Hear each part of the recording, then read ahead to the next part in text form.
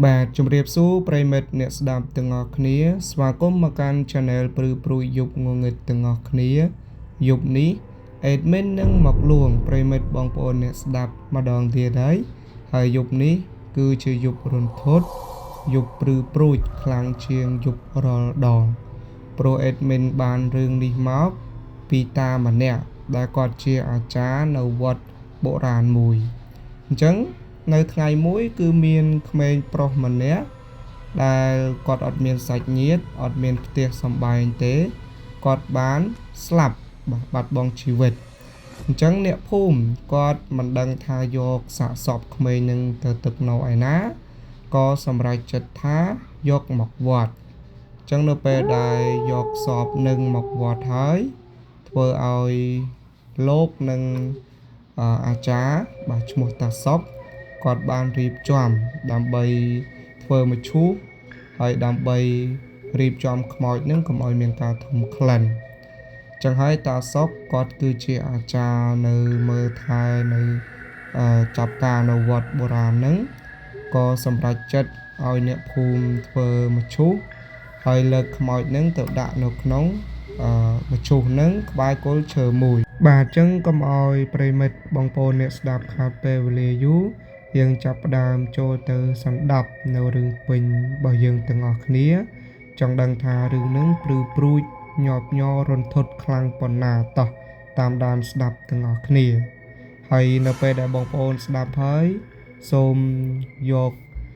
បាទការសមោសម័យនិងចិត្តគំនិតរបស់បងប្អូនដើរចូលទៅក្នុងរឿងនឹងថារឿងនឹង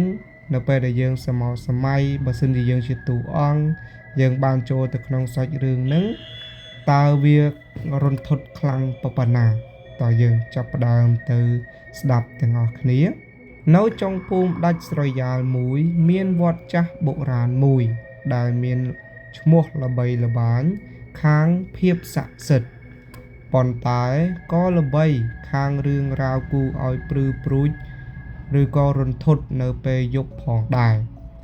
នៅកណ្ដាលទីធ្លាវត្តមានចេតិយចាស់ចាស់ជាច្រើននិងមឈូសឈើជាច្រើនដែលទុកចោលជាយូរមកហើយនៅថ្ងៃមួយមានបុរសម្នាក់ឬក៏ក្មេងម្នាក់បាទគាត់អត់មានទីពឹងទេគាត់អត់មានផ្ទះអត់មានសាច់ញាតិហើយគាត់បានស្លាប់នៅនឹងក្នុងស្រុកអ្នកភូមិបាទនៅពេលហ្នឹងអ្នកភូមិក៏មិនដឹងថាទៅឲ្យអ្នកណាជួយមានតែមកប្រាប់តាសុកដែលជាអាចារ្យវត្តបុរាណនោះតាសុកក៏ប្រញាប់ប្រញាល់ទៅប្រាប់នឹងព្រះសង្ឃដែលជាចៅអធិការវត្តហើយធ្វើឲ្យអ្នកភូមិអ្នកស្រុកនៅក្បែរនឹងបានលើកសពក្មេងប្រុសម្នាក់នឹងមកដាក់នឹងវត្តហើយតាសុកគាត់ជាអាចារ្យគាត់ឲ្យបងប្អូនអ្នកភូមិនឹងរៀបចំធ្វើមឈូសដើម្បីយកសពនឹងទៅដាក់មឈូសនៅពេលដែលដាក់ក្នុងមឈូសហើយបងប្អូនគឺយកមឈូសនឹងបាទទៅដាក់ក្បែរនឹងដើមឈើមួយបាទគល់ឈើធំមួយអញ្ចឹងហើយនៅពេលយប់បាទតាសុកគាត់គឺជាអ្នកយាមល្បាតគាត់អាចារ្យផងគាត់អ្នកដើរមើលតាមជុំវិញវត្តផងតាសុកទៅដល់ក្បែរមឈូសដើមឈើធំនឹងតាសុកក៏ឈប់នៅទល់មុខមឈូសនឹងហើយតាសុកក៏បានសុំការបួងសួងឬក៏យើងពោលមិត្តពោលកសុំសេចក្តីសុខសេចក្តីចម្រើនបាទឲ្យជួបតែរឿងល្អបាទតាសុកគាត់បានធ្វើបែបហ្នឹងស្រាប់តែតាសុកឮសំឡេងបាទឮសំឡេងដូចសំឡេងកេះនៅក្នុងមឈូសណាបងប្អូនបាទសំឡេងក្រកកេះនៅពេលហ្នឹងតាសុកគាត់ចង់ដឹងចង់ឃើញថាមឈូសហ្នឹងនៅពេលដែលនៅក្នុងហ្នឹងតើវាមានអ្វីបាទវាមានអ្វីនៅក្នុងហ្នឹងណាក៏តាសុកដើរសំដៅទៅរកមឈូសហ្នឹងហើយតាសុកក៏បើកគម្របមឈូសនឹងចេញនៅពេលនោះតាសុកសឹងតែធ្វើឲ្យគាត់គាំងបេះដូងស្លាប់តែម្ដងព្រោះនៅក្នុងមឈូសនោះ គឺមានសាកសពរលួយស្អុយខ្លាំងតែម្ដងហើយតាសុកគឺគាត់បើកភ្នែកធំមែនទេបើកភ្នែកធំហើយធ្វើឲ្យតាសុកហ្នឹងចង់មានន័យថាចង់សន្លប់នៅនឹងកន្លែងហ្នឹងស្រាប់តែនៅក្នុងមឈូសហ្នឹងគឺក្មេងប្រុសហ្នឹងបានសម្លឹងមើលមុខតាសុកឡើងធំសម្លឹងមកគាត់បុរសនោះមានស្នាមញញឹមគួរឲ្យខ្លាចនិងនិយាយទៅកាន់តាសុកដោយសំឡេងខ្សោថាតាសុកអរគុណដែលបានឲ្យខ្ញុំចេញមកខ្ញុំចង់បានសាច់ញាតិខ្ញុំចង់បានផ្ទះតើអ្នកអាចជួយខ្ញុំបានទេតាសុកភ័យស្លន់ស្លោរត់ចេញពីកន្លែងនោះទាំងដង្ហើមចង្រិតចាប់តាំងពីយប់នោះមករឿងរ៉ាវចម្លែកជាច្រើនបានកើតឡើងនៅក្នុងភូមិអ្នកស្រុកជាច្រើនបានឃើញខ្មោចបុរសម្នាក់ដើរល្បាតតាមផ្ទះអ្នកស្រុកនៅពេលយប់ដោយសួររកសាច់ញាតិនិងផ្ទះអ្នកដែលឃើញខ្មោចនោះសុទ្ធតែធ្លាក់ខ្លួនឈឺឬមានរឿងអកុសលកើតឡើងរឿងរ៉ាវចម្លែកទាំងនេះបានធ្វើឲ្យអ្នកស្រុកភ័យខ្លាចយ៉ាងខ្លាំងនិងលែងហ៊ានចេញពីផ្ទះនៅពេលយប់ជ្រៅទៀតព្រះសង្ឃនៅក្នុងវត្តបុរាណនោះក៏បានព្យាយាមធ្វើពិធីបុណ្យដើម្បីឧទ្ទិសកុសលដល់វិញ្ញាណវិលវល់នៃមឈូសគ្មានឈ្មោះនោះប៉ុន្តែហាក់ដូចជាមិនមានផលអ្វីទាល់តែសោះរឿងរ៉ាវនេះជាការរំលឹកដល់អ្នកទាំងអស់គ្នាឲ្យបានគោរពដល់អ្នកស្លាប់ទោះបីជាពួកគេជាអ្នកអនាថាក៏ដោយហើយក៏ជាការរំលឹកដល់យើងឲ្យមានសេចក្តីមេត្តាករុណាដល់អ្នកដែលរស់នៅជុំវិញខ្លួនយើងផងដែរដើម្បីកុំឲ្យមានវិញ្ញាណវិលវល់ដូចជាខ្មោចអនាថានៅក្នុងវត្តនេះកើតឡើងម្ដងទៀតចឹងបងប្អូនអ្នកស្ដាប់ទាំងអស់គ្នារឿងនេះគេចង់បញ្ជាក់ថា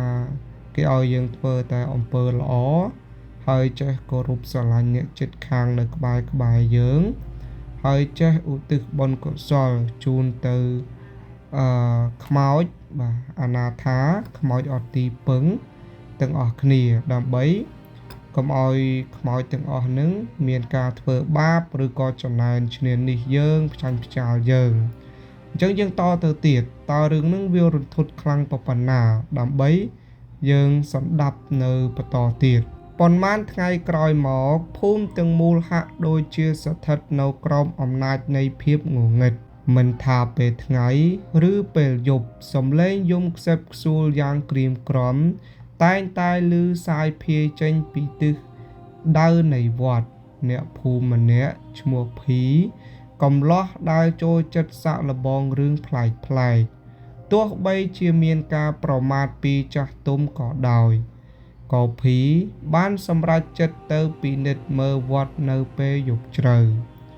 នៅពេលដែលភីឈានជើងចូលទីធ្លាវត្តបរិយាកាសស្ងាត់ជ្រងំគួរឲ្យខ្លាចពន្លឺព្រះច័ន្ទពណ៌លឿងស្លេកចាំងមកលើចាត់ដីចាស់បង្កើតជាស្រមោលវែងដូចជាម្រាមដៃខ្មោចដែលព្យាយាមចាប់យកគាត់ភីដើរសំដៅទៅមឈូសគ្មានឈ្មោះដោយមានពិលមួយនៅក្នុងដៃនៅពេលដែលគាត់ទៅដល់មុខមឈូសគាត់ក៏សង្កេតឃើញថាគម្របមឈូសមិនត្រឹមតែបើកប៉ុណ្ណោះទេប៉ុន្តែសពបុរសនោះ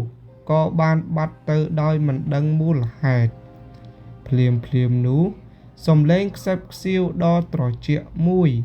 បានបន្លឺឡើងនៅពីក្រោយខ្នងរបស់គាត់ឯងកំពុងស្វែងរកខ្ញុំមែនទេភីងាកក្រោយទាំងភ័យខ្លាចយ៉ាងខ្លាំងហើយក៏ឃើញបុរសនោះកំពុងឈរនៅពីមុខគាត់បុរសនោះមានសភាពរលួយខ្លះភ្នែកបើកធំនិងស្នាមញញឹមគួរឲ្យខ្លាចដូចជាតាសុកនិយាយមែនបុរសនោះបន្តនិយាយដោយសំឡេងខ្សោថា ខ្ញុំមិនត្រូវការរកសាច់ញាតិទៀតទេខ្ញុំត្រូវការអ្នកដើម្បីជំនួសកន្លែងរស់របស់ខ្ញុំនៅក្នុងមឈូសនេះតើអ្នកសុខចិត្តទេភីព្យាយាមរត់ចេញប៉ុន្តែជើងរបស់គាត់ហាក់ដូចជាជាប់គាំងនៅនឹងកន្លែងបុរសនោះចាប់ផ្ដើមដើរសម្ដៅមករកគាត់ដោយយឺតខណៈដែលស្រមោលរបស់បុរសនោះចាប់ផ្ដើមគ្របដណ្ដប់លើភីស្រែកធ្ងរដោយភាពឈឺចាប់និងភ័យខ្លាចខ្លាំងប៉ុន្តែសំឡេងរបស់គាត់ហាក់ដូចជាមិនមានផលអ្វីទាល់តែសោះនៅព្រឹកបន្ទាប់អ្នកភូមិបានឃើញមឈូសគ្មានឈ្មោះនៅតែស្ថិតនៅកន្លែងដដែលប៉ុន្តែគម្របមឈូសត្រូវបានបិទជិតយ៉ាងត្រឹមត្រូវនៅខាងក្នុងមឈូសមានសពបុរសម្នាក់ដែលមានសភាពរលួយខ្លះដែរនិងមានភ្នែកបើកធំសម្លឹងមកខាងក្រៅបុរសនោះមានស្នាមញញឹមគួរឲ្យខ្លាចនិងមានសភាពដូចជាភីអ្នកភូមិជាច្រើនបានជឿថាភីបានក្លាយជាវិញ្ញាណវិលវល់នៃមឈូសគ្មានឈ្មោះជំនួសឲ្យបុរសដែលបានបាត់ខ្លួនទៅហើយដោយចាស់គាត់តែងតែនិយាយថាបើសិនជាមានអ្នកស្លាប់មិនថាស្លាប់លង់ទឹកមិនថាស្លាប់ដោយគ្រោះថ្នាក់ចរាចរណ៍មិនថាស្លាប់ដោយចងកមិនថាស្លាប់ដោយលេបថ្នាំមិនថាស្លាប់ដោយធ្វើអត្តឃាតខ្លួនឯងគឺខ្មោចនោះនៅតែវិលវល់នៅនឹងកន្លែងស្លាប់នោះជានិច្ចតន់តែមានអ្នកណាគេមកជំនួសកន្លែងគេទើបធ្វើឲ្យវិញ្ញាណនោះទៅចាប់ជាតិឬក៏ទៅធ្លាក់ចូលក្នុងឋាននរកចឹងហើយដូចចាស់បុរាណគាត់តែងតែនិយាយហើយនិយាយទៀតថាបើសិនជាស្លាប់ក្នុងទឹកនោះគឺមានគេចាំគេយាមដូចគេនិយាយថាជាជើងកបតែបើសិនជាស្លាប់ដោយគ្រោះថ្នាក់ចរាចរណ៍ម៉ូតូបុកឡានបុកកន្លែងនោះគឺវិញ្ញាណនៅវល់កន្លែងនឹងជានិច្ចវិញ្ញាណនោះនៅអង្គុយចាំមាត់ផ្លូវឈរចាំមាត់ផ្លូវរងចាំទទួលអ្នកមកជំនួសបើយើងស្លាប់ដោយការចងកវិញ្ញាណនោះនៅក្រវ៉ាលក្រវល់នឹងដើមឈើដែលចងនឹងឯងហើយវិញ្ញាណនឹងបានរងចាំអ្នកដែលមកជំនួសដើម្បីឲ្យវិញ្ញាណនឹងទៅចាប់ជាតិអញ្ចឹងហើយរឿងវិញ្ញាណវល់ដែលស្លាប់ទៅដោយគ្មានឈ្មោះនេះគឺជារឿងដ៏រន្ធត់មួយរឿងនេះបានដកស្រង់ចេញមកពីតាសុក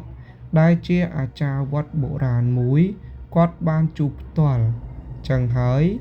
គាត់ក៏ប្រាប់មកអេដមីនទាំងយប់ធ្វើឲ្យអេដមីនរៀបចំសម្រាយដើម្បីឲ្យប្រិមិត្តអ្នកស្ដាប់ទាំងអស់គ្នាបាទមានការស្ដាប់រឿងថ្មីបន្តទៀតអញ្ចឹងសូមប្រិមិត្តអ្នកស្ដាប់ទាំងអស់គ្នាបើសិនជាបានស្ដាប់នៅរឿងបាទនេះហើយដូចជា channel ព្រឺយុគងងឹតរបស់ admin ហើយបើសិនជាពេញចិត្តនិងជក់ចិត្តសូមកុំភ្លេចជួយចុច subscribe